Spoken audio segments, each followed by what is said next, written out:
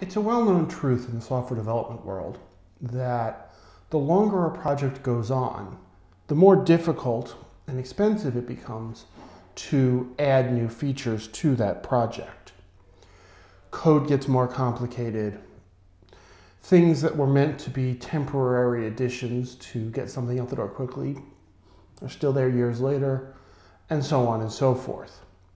JavaScript especially, as a dynamically typed object-oriented language, tends to be very susceptible to this.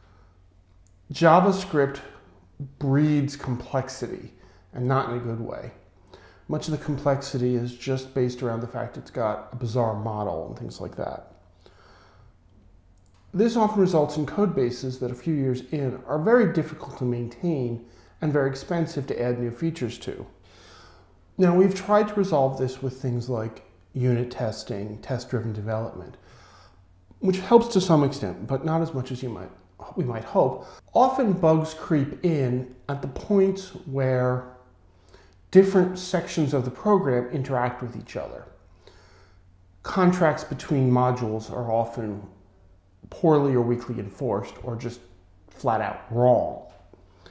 This causes much frustration, programmers working late into the night, programmers quitting to move to Vermont and become farmers because the idea of working with any unit of time lower than a fortnight is antithetical to them.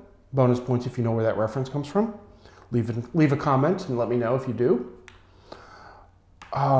So what Elm brings to the table is the ability to make sure that contracts between modules and within modules are 100% of the time respected.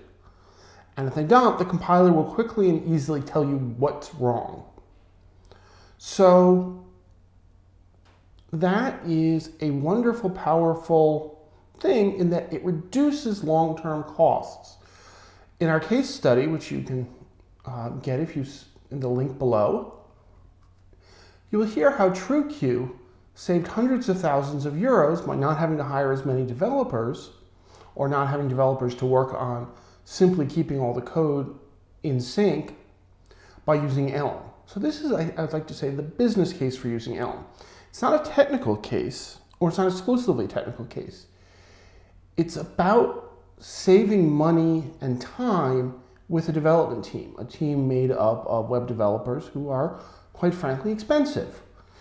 A good web developer will cost your organization a lot of money. Roughly $100,000 or euros per year on average, give or take, very round number. Elm can basically serve as a pair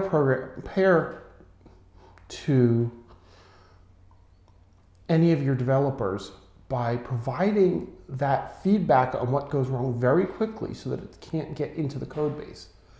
This is a huge advantage in production, and you should consider it.